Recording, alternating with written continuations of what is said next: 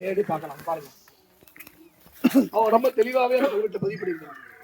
அதாவது ஏதற்கு அனிஷ்டகம் அதர்மம் அலோகம் அசுதம் விசித சித்தேன நிர்மாபிதம் நிருபேன பிரம்ம ஈஸ்வர விக்ஷன் லட்சித ஆயுதனம் என்கிற செய்தி வந்து பதிவு பண்ணியிருக்காங்க.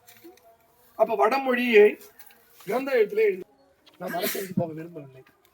ஏன்னா வடமொழி என்பது அவளுக்கு ஒரு பெரிய அளவிலே பேச அலுவலக மொழியாக இருந்திருக்கு. ஏன்னா அவங்க தமிழ்நாட்டின் தமிழ் மொழி, அப்புறம் ஆந்திரா கர்நாடகா என்று பார்த்தோம்னால் நிறைய பார்த்தீங்கன்னா அந்த சமஸ்கிருதத்தை அவங்க பயன்படுத்துறாங்க இந்தியா மொழி அப்பொழுது கட்டத்தில்.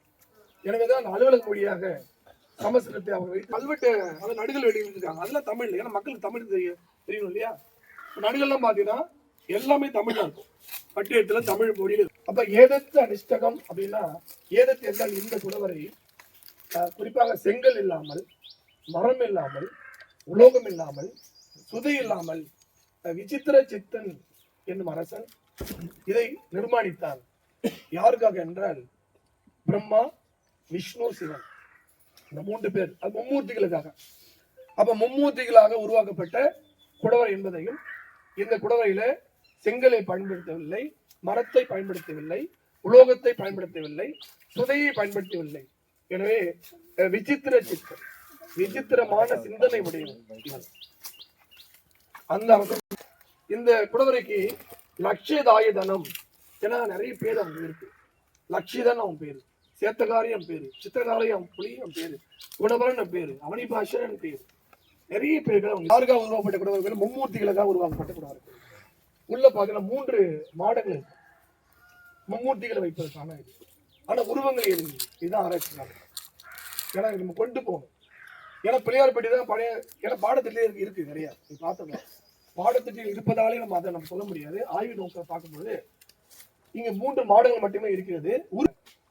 ஆரம்பத்துல இந்த கல்லுன்னு சொன்னாலே அது ஈம சின்னம், அது பரியலுக்கான ஒரு விஷயம் அப்படின்னு நினைச்சிருக்காங்க. எனவேதான் அவன் என்ன பண்றான், குடவரை வந்து பண்ணிட்டு அங்குள்ள மூர்த்திகளை வந்து ஒன்று சுதையாலோ, மோட்டூர்ல இங்க உடையாளத்தலாம் காய்பாறை அங்க பார்க்கலாம், பல இடங்களும் பார்க்க முடியும். ஏன்னா அந்த வகையில் தான் கல்லை வந்து பயன்படுத்த அவர் விரும்பவில்லை. குறைந்தபட்சம் குடவரை உருவாக்கி இந்த மூர்த்திகளையாவது என்ன பண்ணலாம், கல்ல வேணாம் மூர்த்தி அப்படின்னு நம்ம சொல்லியிருப்போம்.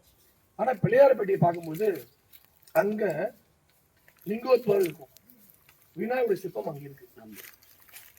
அப்படின்னா இது தவிர்க்கிறாங்க. இதுமே இல்லாம கட்டியிருக்க கல்வெட்டு செய்தி வச்சு நம்ம சொல்றோம். செங்கலை பயன்படுத்தல, உலோகத்தை பயன்படுத்தல, அது அழிகின்ற பொருளை தவிர்த்து அழியாத மலையை குடைந்து நான் குடவரை உருவாக்குகிறேன் அப்படின்னு சுருக்கமாக சொல்றாங்க. அப்ப இதையெல்லாம் வைத்து பார்க்கிற பொழுது தமிழ்நாட்டுல முதல் குடவரை